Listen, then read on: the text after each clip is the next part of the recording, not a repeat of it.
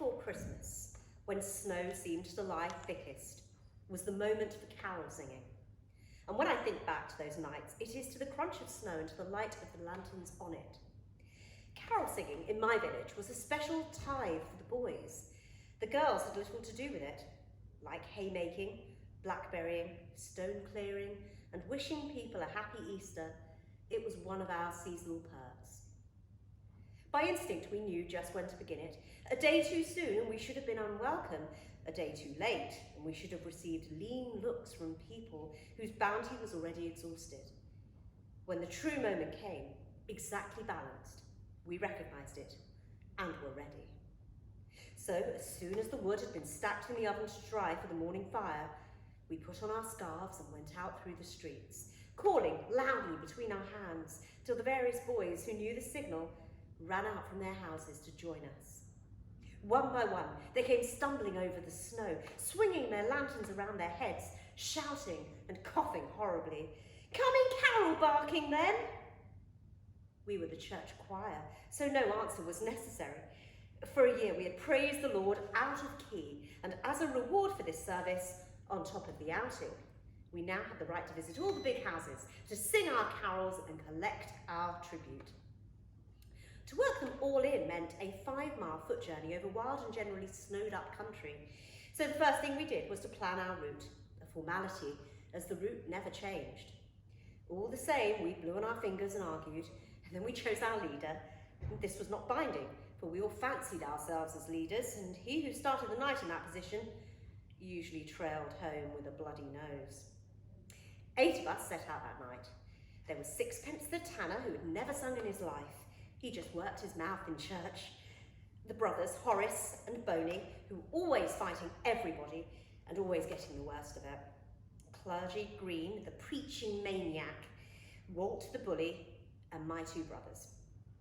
As we went down the lane, other boys from other villages were already about the hills, bawling "King Wenceslas" and shouting through keyholes, singing so well. They weren't an approved charity as we were, the choir, but competition was in the air. Our first call, as usual, was the house of the squire, and we trooped nervously down his drive. For light, we had candles in marmalade jars, suspended on loops of string, and they threw pale gleams on the towering snowdrifts that stood up on each side of the drive.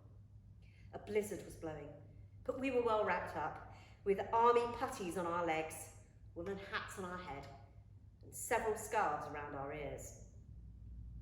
As we approached the big house, across its white, silent lawns, we too grew respectfully silent. The lake nearby was stiff and black, the waterfall frozen and stiff. We arranged ourselves, shuffling around the big front door, then knocked and announced choir. A maid bore the tidings of our arrival away into the echoing distances of the house, and while we waited, we cleared our throats noisily. Then she came back, and the door was left ajar for us, and we were bidden to begin. We brought no music. The carols were in our heads. "Let's give 'em Wild Shepherds," said Jack. We began in confusion, plunging into a wreckage of keys, of different words and tempo, but we gathered our strength. He who sang loudest took the rest of us with him, and the carol took shape, if not sweetness. This huge stone house with its ivied walls was always a mystery to us. What were those gables, those rooms and attics, those narrow windows veiled by the cedar trees?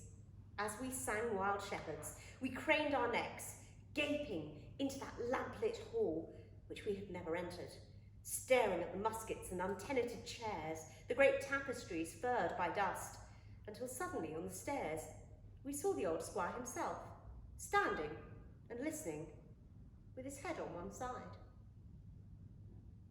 He didn't move until we'd finished, and then slowly he tottered towards us, dropped 2 coins into our box with a trembling hand, scratched his name in the book we carried, gave us each a long look with his moist, blind eyes, and then turned away in silence.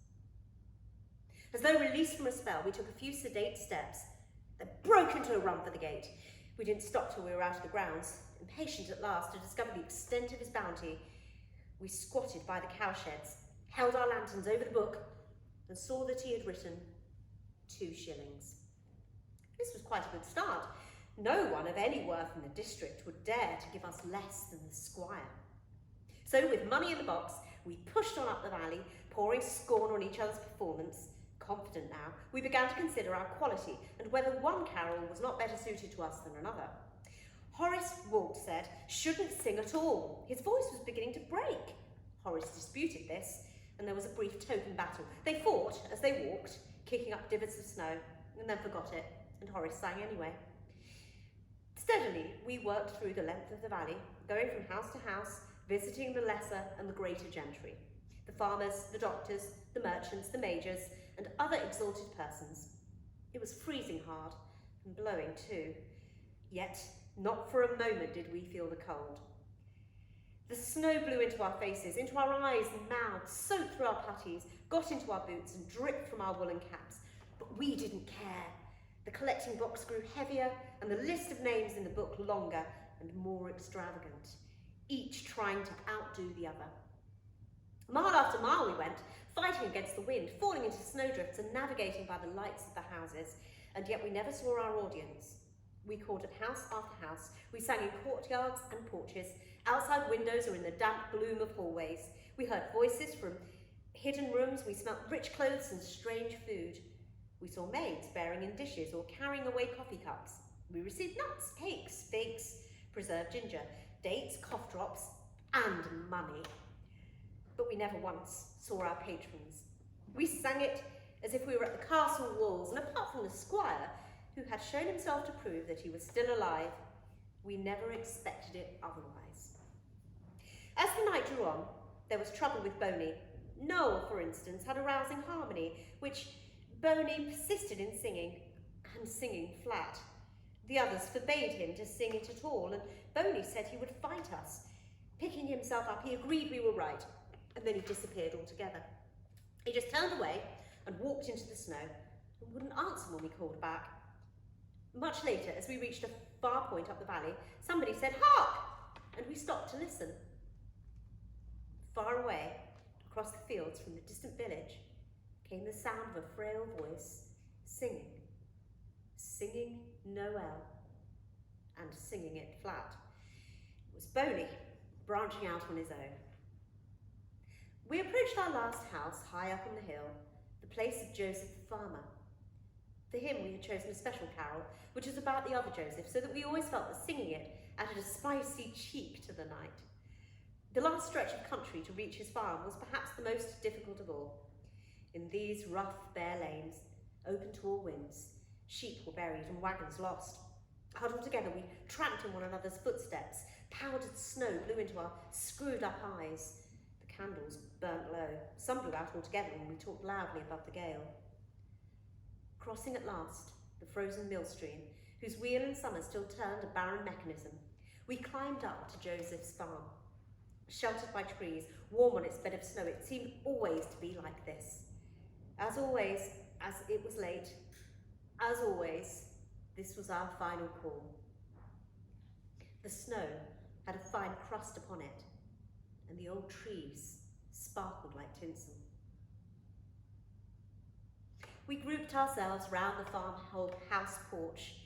The sky cleared and broad streams of stars ran down over the valley and away to Wales. On Slad's white slope, seen through the black sticks of its woods, some red lamps still burned in the windows. Everything was quiet. Everywhere, there was the faint crackling silence of the winter night. We started singing, and we were all moved by the words and the sudden trueness of our voices. Pure, very clear, and breathless, we sang. As Joseph was a-walking, he heard an angel sing, "This night shall be the birth time of Christ, the heavenly King.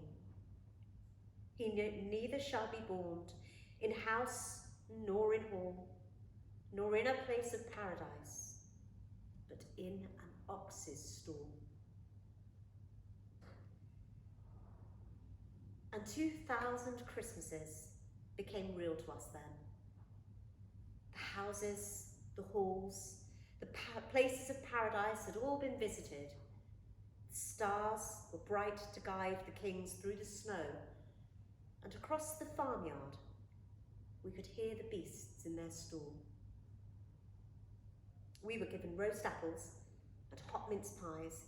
In our nostrils were spices like myrrh. And in our wooden box, as we headed back for the village, there were golden gifts for all.